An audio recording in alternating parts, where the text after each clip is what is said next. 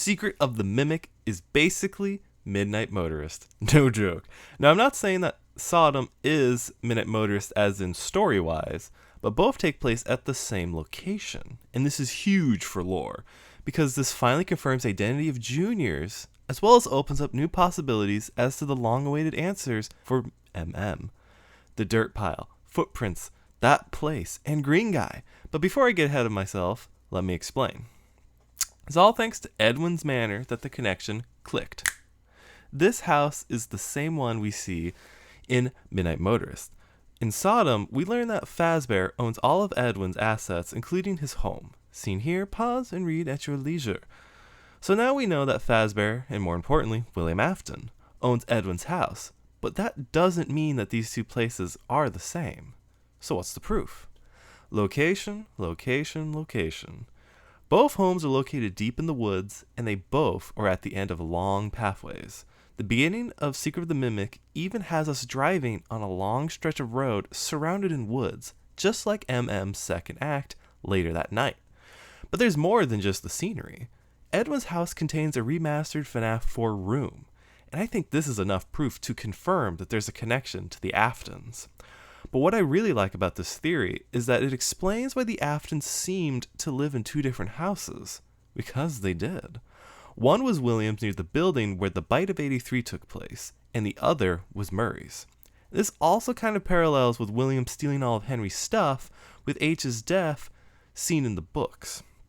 However, instead of it being Henry that William's stealing from, the game universe changes it to Edwin Murray. So SOTM is in the same spot as Midnight Motorist, then what about the rest of the area? More specifically, Junior's. In the past, I believed that Junior's was Fredbear's family diner, as the books basically confirm this idea. Just see what I'm saying. The building itself was long and dilapidated. It was a single story, with a dark roof and weather-beaten walls. The place had once been painted red, but time and sun and rain had won over the paint. That was a description of an abandoned Fredbear's in the Silver Eyes. Notice how even the red-painted walls, which were different from Midnight Motorist's depiction, they are referenced in 5 Laps at Freddy's. They made Juniors have red brick walls. And of course, that's not all. If you look towards the graphic novel version, we actually see the building. Its style is quite similar to Junior's, with just a few differences, such as the door on the opposite side and there being a window. But the sign is in the same spot, and the building is rectangular shaped with a dark roof. But of course, as this was from the books and not the games, this was considered not canon to the lore. But now, Secret of the Mimic has gifted us the proof in the form of trash. That's right, pizza trash. All throughout MCM, there are empty pizza boxes coming from none other than Fredbear's family diner. While it's possible that people could drive for miles to get this pizza, judging from the standards that Fazbear is known for, I'd say this food was more of a purchase of convenience. Meaning that Fredbear's must be nearby, and one look around the area, the only building left is of course Junior's. But what about the jarring questions around Junior's, like the name, and it being open at midnight? Well, this can actually easily be explained. Juniors can be used to let people know that a restaurant is a smaller version of the mainline restaurant. We see this with the real-world restaurant, Carl's Jr., a smaller version restaurant to the Carl's Drive-In Barbecue. So this Fredbear's is just smaller than the rest. If I had to guess, it's probably the branch off of the one we see in FNAF 4. And for the concerns of how it's open, well, it is called Fredbear's Family Diner. And diners have later hours than most restaurants, with some even being open 24/7. Junior's being Fredbear's changes things, such as the identity of Green Guy. Speaking of, who is he? Now that we know that Green Guy isn't a bouncer for a bar, we now have to relook at what he's saying. Come on, you know you can't be here. Don't make this more difficult than it has to be. This comment is useless. Okay, maybe not useless, but it's not useful yet. So let's talk about his color. Green Guy is, well, green. And this really is all he has for a defining feature, and this is actually enough. Because if you believe that MM takes place after the events seen in the security puppet minigame, like I do, then green goes hard.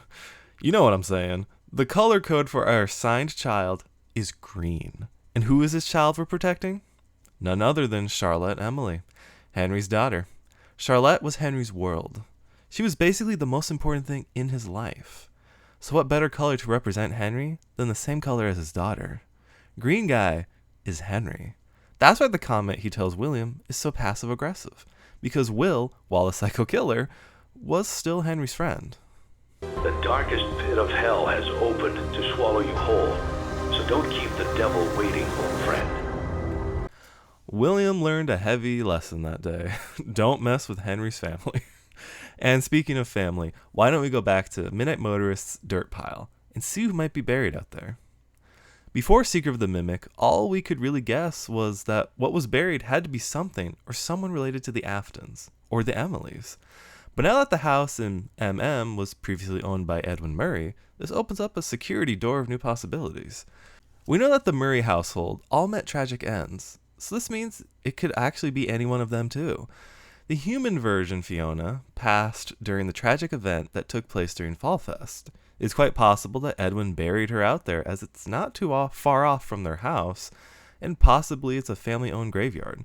This is something I have seen before, but I'm not really too sure on the details, like how common this is and stuff. But while a possible answer, I am leaning more towards it being either Edwin or David, and here's why.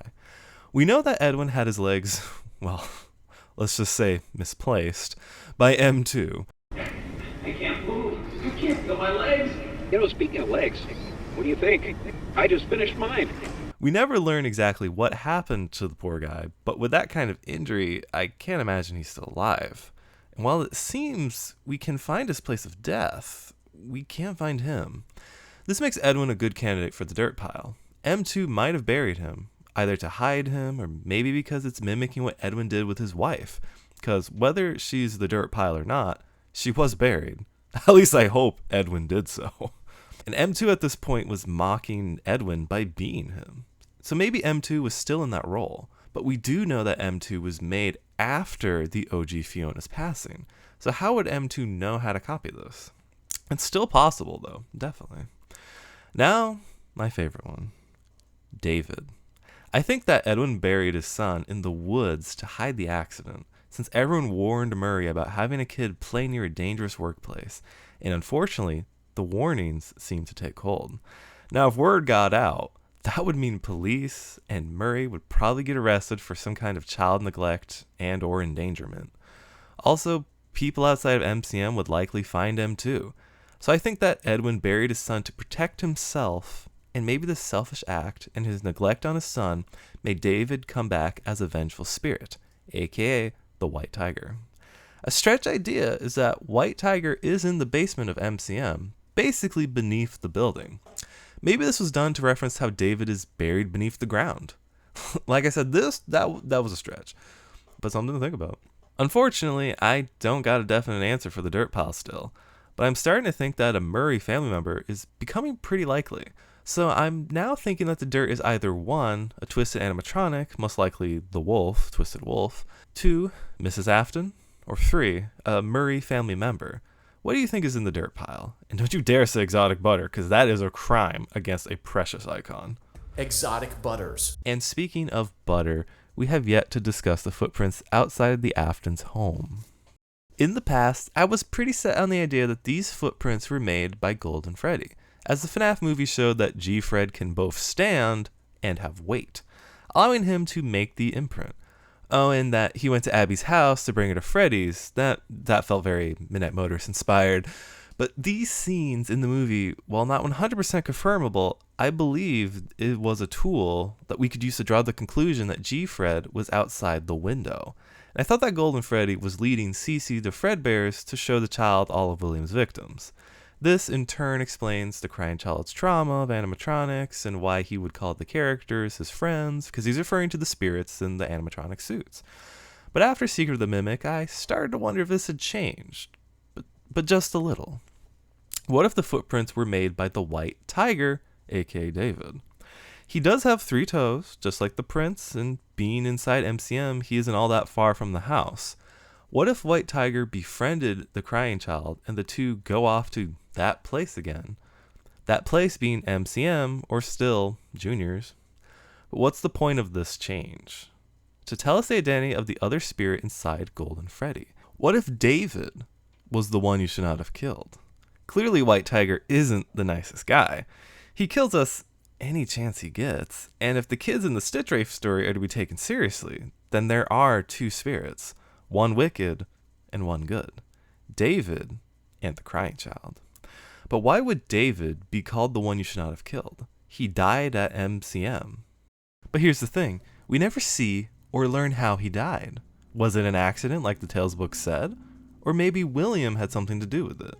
Of course, we do know that the dead forget, and Andrew in the Stitch Wraith couldn't even remember who killed him, or even why he wanted the person to suffer in the first place. So maybe David got William mixed up with Edwin. The two do share a lot of similarities when it comes to family dynamics. But this is all kind of a stretch. More food for thought, really. And that's all of MM covered. Thanks for sticking with me to the end. I've got more videos coming out regarding FNAF theories, some more serious than others, but hopefully still fun. So if you would like to see more, be sure to subscribe to the channel, and until next time, fellow humans and undercover animatronics, I've been Defender. Bye.